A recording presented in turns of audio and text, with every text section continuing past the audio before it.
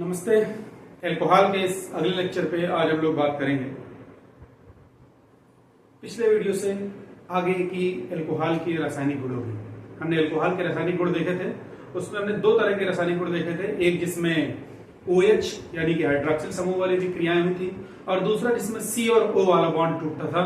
आज हम तीसरे टाइप की रिएक्शंस देखेंगे जिसमें एल्कोहल के हाइड्रॉक्सिल और एल्कोहल, देखिए ROH। तो पहली रिएक्शन हमने देखी थी जिसमें OH वाला ग्रुप भाग ले रहा था और दूसरी हमने देखी थी जिसमें R और O यानी कि C और O के बीच का बॉन्ड टूट रहा था। ये R का मतलब क्या हुआ, CnH2n+1 टाइप का 1 डिग्री अल्कोहल के लिए एंड OH। तो बेसिकली C और O के बीच का बॉन्ड है और इसके बाद ये इसके इस तरह से आगे जुड़े रहते हैं, तो इसलिए मैंने C और O कहा है। ठीक है, तो कुछ लोग सोच रहे होंगे कि कहीं R कह देते हैं सर, कहीं C कर देते हैं, तो इसलिए वो R का मतलब ये CnH2n+1 और जो बॉन्ड बनेगा वो कार्बन और ऑक्सीजन के बीच का बनेगा, इसलिए R और C को दोनों एक ही चीज है। ठीक है, आई थिंक पता होगा बट फिर भी एक बार रिपीट कर दिया।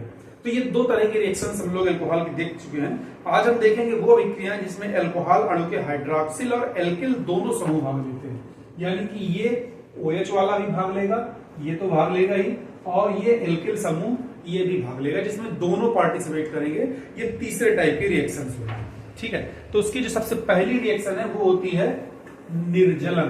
तो पहले की निर्जलन को पढ़े, निर्जलन को थोड़ा सा समझ लेते हैं। नाम है निर्जलन। निर्जलन मीन्स निकलना और जलन मीन्स जल का, तो जल के अणु का निकलना। तो मीन्स बेसिकली इसमें से H2O बाहर होगा, अणु H2O यानी कि वाटर मॉलिक्यूल बाहर होगा।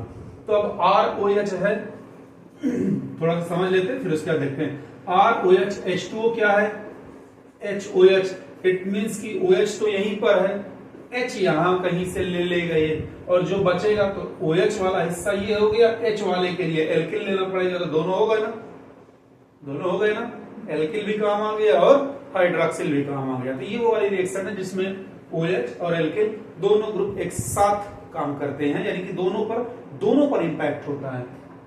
तो देखते हैं निर्जलन अभिक्रिया। अब निर्जलन जो है, किसी भी यौगिक से जल के अणु का निकल जाना निर्जलन कहलाता है। किसी पदार्थ की उपस्थिति में निर्जलीकरण की क्रिया होती है, उसे निर्जलीकारक होती कहते हैं। जो बढ़िया निर्जलीकारक है that is H2SO4 and if it is in concentrate form then so good.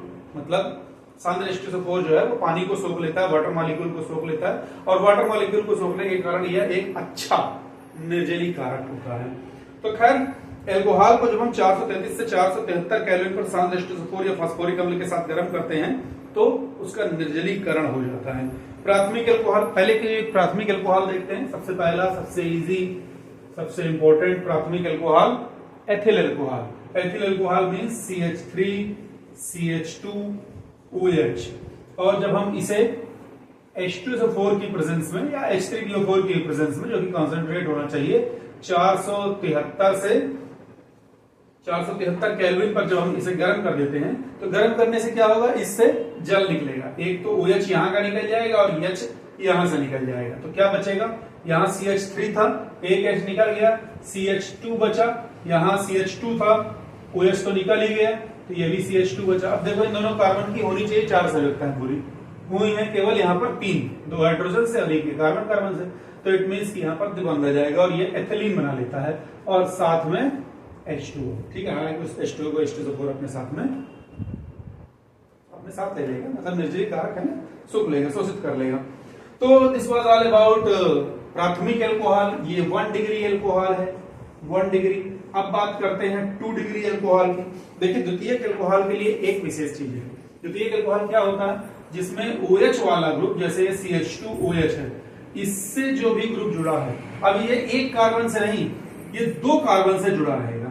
ठीक, तो अगर ये 2 कार्बन से जुड़ा है इट मीन्स कि यहां भी CH3 हो सकता है और यहां भी CH3 हो सकता है। इसके अलावा ये और भी बड़ा अणु हो सकता है, यानी कि ये CH3 के अलावा यहाँ पर CH2 और ये CH3 भी हो सकता है। ऐसे ये भी एक अपनी सीरीज बना सकता है अलग से। तो कुल मिलाकर ऐसा, मैं सबसे सरल एग्जांपल के तौर पर इन दोनों को CH3 पकड़ लेता हूँ। ठीक, अगर इन दोनों को CH3 पकड़ता हूं तब के केस में देखिए OH तो यहीं से निकलेगा, हाइड्रोजन इससे भी निकल सकता है और इससे भी निकल सकता है। अब चूंकि ये दोनों ही हाइड्रोजन है, दोनों ही CH3 हैं, तो इसलिए चाहे इससे निकल जाए चाहे इससे निकल जाए, प्रोडक्ट पर कोई अंतर नहीं आएगा। चलो पहले एक एग्जांपल देखते हैं कि अगर इस पर हमने सेम रिएक्शन करा दी तो क्या होगा। तो इसको CH3 रखते हैं, इससे एक हाइड्रोजन निकाल देते हैं, तुम किसी से भी निकाल सकते हो, CH3 CH2, और इस जगह पर डबल बॉन्ड आ जाएगा and this will be CH2 plus H2O। ठीक है, तो ये इस तरह से बॉन्ड हमारा पूरा हो जाएगा। बट सोचने वाली बात है, अगर ये CH3 ना होता, ये होता CH2 CH3, तब क्या होता? तब हाइड्रोजन यहां से भी निकल सकता था, तब हाइड्रोजन यहां से भी निकल सकता था। ठीक है, तब के केस में एक रूल काम करता है जिसे कहते हैं हम लोग सैट-जैफ नियम। क्या कहते हैं? सैट-जैफ नियम। सैट-जैफ नियम, सैट-जैफ रूल। अब व्हाट इज दिस सैट-जैफ रूल? चलिए पढ़ के बताता हूं। सैट-जैफ एक्चुअल में दिस शुड बी कॉल्ड सैट-जैफ। इस नियम के अनुसार यदि निर्जलीकरण की क्रिया में एक से अधिक एल्कीन बनने की संभावना हो, अभी देखो कैसे एक से ज्यादा एल्कीन बन सकते हैं, तो वो वाला एल्कीन बनेगा जिसमें अधिक एल्किल समूह कार्बन कार्बन द्विबंध से जुड़े हुए हों।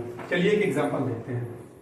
CH3 CH2 CH और OH यहां पर लगा है, साइड वाले में तो एक ही तरह का होगा, बट अगर ये यहां पर लगा हुआ है, ये भी तो द्वितीयक अल्कोहल है, ये 2 कार्बन से जुड़ा हुआ है, वही चीज है, उसी को मैंने घुमा के लिखा हुआ।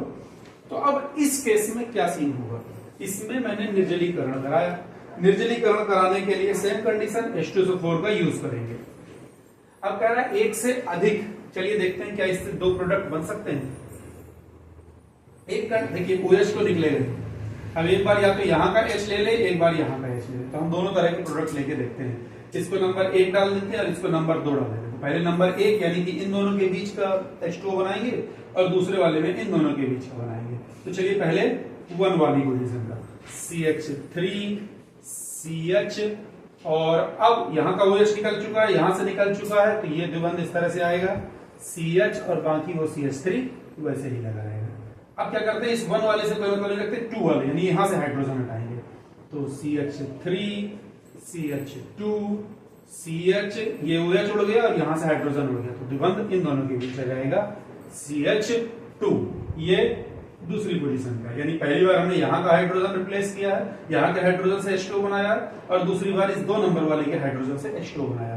तो इस तरह से 2 प्रोडक्ट बन गए। सैट-जैफ कह रहा है इनमें से कौन सा प्रोडक्ट अधिक बनेगा, या कौन सा प्रोडक्ट बनने की प्रोबेबिलिटी अधिक होगी, कौन सा प्रोडक्ट माना जाएगा। सैट-जैफ कह रहा है वो वाला माना जाएगा जिसमें द्विबंध से अधिक एल्किल समूह जुड़े हैं। इसका क्या मतलब है? पहले हम द्विबंध फाइंड आउट करते हैं। ये द्विबंध लिखा हुआ है और इसमें यहाँ पर द्विबंध लिखा हुआ है। ठीक है, अब द्विबंध वाले कार्बन को काउंट नहीं करना, आपको इन कार्बनों को काउंट नहीं करना है। इन कार्बनों से कितने एल्किल समूह जुड़े हैं? देखिए इसमें एक एल्किल समूह ये जुड़ गया, एक एल्किल समूह ये जुड़ गया, तो यानी इसमें टोटल एल्किल समूह हो गए 2, और इसमें इनसे इस तरफ तो एक एल्किल समूह जुड़ा है। अब वो एल्किल समूह छोटा हो सकता है, बड़ा हो सकता है, उससे कोई मतलब नहीं, संख्या की बात है, और इस तरफ कोई भी एल्किल समूह नहीं है, यानी इसमें एल्किल समूह हो गए 1। तो कौन सा प्रोडक्ट सही हुआ? जिसमें एल्किल समूहों की संख्या ज्यादा मिले, यानी कि ये वाला। तो सैट-जैफ नियम के अनुसार ये प्रोडक्ट बनेगा। ओके, तो उम्मीद है जहां कोई दिक्कत हो एक बार रिपीट देख लो, क्लियर हो जाएगा। आगे बढ़ते हैं, अब बात करते हैं तृतीयक एल्कोहल की। चलिए एक तृतीयक एल्कोहल लेके देख लेते हैं, ये द्वितीयक एल्कोहल का था। ठीक है, अब आते हैं 3 डिग्री एल्कोहल पर, तृतीयक एल्कोहल पर 3 डिग्री। 3 डिग्री एल्कोहल कैसा होता है? CH3 C CH3 CH3 and ये OH, यानी OH जिस कार्बन से जुड़ा हो वो डायरेक्टली 3 कार्बनों से जुड़ा हुआ हो, यानी कि वो कार्बन 3 डिग्री होना चाहिए था, दिस इज 3 डिग्री, तो इसे हम तृतीयक एल्कोहल 3 डिग्री एल्कोहल कहते हैं। अब इसमें भी सेम हम H2SO4 की प्रेजेंस में निर्जलीकरण करा देते हैं। जब निर्जलीकरण कराओगे तो एक OH को यहीं से ले जाओगे और दूसरा OH उनमें से किसी एक से ले लो, जिससे लोगे वहां पर द्विबंध आ जाएगा। तो this will be CH3 C CH3, मैंने ये वाला ले लिया, मान लो this is CH2 double bond and plus H2। इस तरह से ये तृतीयक एल्कोहल का हो गया। सेम केस अगर इसमें भी कोई ऐसी स्थिति आ जाए जिसमें एक से अधिक टाइप के प्रोडक्ट बन सकते हो, यानी कि ऐसी पॉसिबिलिटी हो कि हाइड्रोजन यहाँ वाला ले लें वहां वाला ले लें, अगर ये CH2CH3 टाइप का होता तब सेट रूल का यूज करते हैं, नो प्रॉब्लम। एल्कोहलों का निर्जलीकरण किस क्रम में होता है? सबसे पहले तृतीयक का होगा, फिर द्वितीयक का होगा और फिर प्राथमिक का होगा। क्यों? क्योंकि सबसे कम स्टेबिलिटी तृतीयक की है, फिर द्वितीयक की है, और 1 डिग्री तो काफी स्टेबल है, ठीक है, लेकिन निर्जलीकरण हो जाएगा, ऐसा कुछ नहीं है। आगे आते हैं। तो निर्जलीकरण हमारा पूरा हुआ। अब निर्जलीकरण की बात देखते हैं हम लोग, इसके ऑक्सीकरण की बात कर लेते हैं। आल्दो इसका ऑक्सीकरण हम एक अलग से वीडियो में बात करेंगे, जहां पर हम प्राथमिक, द्वितीयक और तृतीयक एल्कोहलों की बात करेंगे, उनमें विभेद की बात करेंगे। भाई 3 तरह के एल्कोहल दिए हैं, 1 डिग्री, 2 डिग्री, 3 डिग्री, ठीक है। इन तीनों एल्कोहलों में विभेद करना है। अगर एक आपको सीधे एल्कोहल दे दिया जाए और कहा जाए भैया बताओ ये प्राथमिक है, द्वितीयक है, तृतीयक है, तो क्या करते हैं? तो उसके लिए हम इनके ऑक्सीकरण का भी यूज कर लेते हैं। मैं जल्दी से बता देता हूं यहाँ पर। अगर आप प्राथमिक एल्कोहल का अम्लीय K2Cr2O7 की उपस्थिति में ऑक्सीकरण कराते हैं तो उतने ही कार्बन का एल्डिहाइड और उतने का ही कार्बोक्सिलिक अम्ल बनता है। एक प्राथमिक एल्कोहल लेते हैं CH3 CH2OH और K2Cr2O7 जो कि एक ऑक्सीकारक है, K2Cr2O7, इसकी उपस्थिति में अगर हम इसका ऑक्सीकरण कराते हैं तो अगर हम इसकी उपस्थिति में ये अम्लीय लेना है तो यहाँ पर H+ लिख सकते हैं, अदरवाइज आप H2SO4 का यूज कर सकते थे। अब इसका ऑक्सीकरण कराएंगे तो ये बना देगा इसका एल्डिहाइड CH3 CHO। देखो यहां से हाइड्रोजन हट जाएगा, ठीक है, और हाइड्रोजन हट गया, हाइड्रोजन के हटने को ऑक्सीकरण कहते हैं। तो कार्बन की संख्या में कोई अंतर नहीं आया, और एक बार फिर से इसका ऑक्सीकरण हो जाएगा, और जब फिर से इसका ऑक्सीकरण होगा तो CH3 COOH। अब भी देखिए यहाँ 2 कार्बन थे, यहाँ 2 कार्बन थे, यहाँ 2 कार्बन थे। तो जिन एल्कोहलों का ऑक्सीकरण कराने पर पहले एल्डिहाइड और फिर कार्बोक्सिलिक अम्ल मिले और उनमें कार्बन की संख्या में कोई परिवर्तन ना आए, वो कहलाते हैं प्राथमिक एल्कोहल। अब बात करते हैं हम लोग द्वितीयक एल्कोहल की। तो एक द्वितीयक एल्कोहल का एग्जांपल लेते हैं CH3 CHOH CH3, ठीक है, यह एक द्वितीयक एल्कोहल का एग्जांपल है। इसका भी मैंने ऑक्सीकरण कर देना है। इसके ऑक्सीकरण के लिए भी सेम कंडीशन, अम्लीय K2Cr2O7 और इसका मैंने ऑक्सीकरण करा दिया। जैसे ही मैंने इसका ऑक्सीकरण कराया तो सबसे पहले ये बनाता है एसीटोन। देखिए ये OH निकल जाएगा, मतलब सॉरी हाइड्रोजन, सेम केस में ये जो H है, ये निकल गया, और निकल गया तो क्या बना दिया ये CH3 COCH3, this is acetone. और एक बार फिर से इसका जब हम ऑक्सीकरण कराते हैं तो अब सारा खेल बदल जाता है। जैसे हम इसका ऑक्सीकरण कराते हैं तो ये CH3 COOH बनाता है, CO2 बनाता है और साथ में H2O बनाता है, ठीक है। तो जब हम इसका ऑक्सीकरण कराते हैं तो उतने ही कार्बन का कीटोन बना। कीटोन की संख्या देखिए, यहाँ पर 1 2 3 कार्बन थे, 1 2 3 कार्बन थे। तो यहाँ पर पहले स्टेप पे एल्डिहाइड बनता है, लेकिन द्वितीयक एल्कोहल में पहले स्टेप पे कीटोन बनता है। हालांकि इन दोनों में ही कार्बन की संख्या सेम है, लेकिन जैसे ही कीटोन का ऑक्सीकरण कराते हैं तो एक कम कार्बन हो जाता है। देखो कम हो गया, 1 2 3 कार्बन थे, यहाँ पर 2 ही बचे, तो एक कम कार्बन का कार्बोक्सिलिक अम्ल बना देता है। ये द्वितीयक एल्कोहल का हो गया। अब बात करते हैं तृतीयक एल्कोहल। जब तृतीयक एल्कोहल का ऑक्सीकरण कराते हैं तब क्या होता है, यहीं पर लिख देता हूं, ठीक है, आसान रहेगा। CH3 CH3 एंड ये OH, ये देखिए तृतीयक एल्कोहल है। एंड सेम तरह से K2Cr2O7 अम्लीय माध्यम में ऑक्सीकरण कराया, और जब इसका ऑक्सीकरण कराया तो क्या होगा, अब भी कीटोन बनेगा, ठीक है। तो ये जो कीटोन बनेगा, देखो ऐसे ये ऐसे टूट जाएगा, और जब ये कीटोन बनेगा तो एक कार्बन कम हो गया, दिख रहा है आपको। तो ये बना दिया इसने CH3 COCH3, और साथ में इसने ये जो एक कार्बन कम हो गया है आपका उसके, और फिर जब इसका ऑक्सीकरण, पुनः ऑक्सीकरण इसका कराओगे तो फिर से यही वाला same product CH3 COOH CO2 और ये H2O। यानी इसमें तीनों स्टेप पर एक एक कार्बन कम होता जाएगा। वो जो एक कार्बन का रह गया है वो CH3 COOH बना के यहीं पर अलग हो जाता है। खैर अब एग्जाम में आता है ऑक्सीकरण के द्वारा प्राथमिक, द्वितीयक और तृतीयक एल्कोहलों में विभेद करें, या फिर प्राथमिक एल्कोहलों में विभेद करने की कोई ऑक्सीकरण विधि का वर्णन करें, या किसी विधि के द्वारा प्राथमिक एल्कोहलों में विभेद करें, या प्राथमिक एल्कोहलों में विभेद कैसे करेंगे। आपको बताना होगा जब हम प्राथमिक एल्कोहलों का विभेद, प्राथमिक एल्कोहलों का ऑक्सीकरण,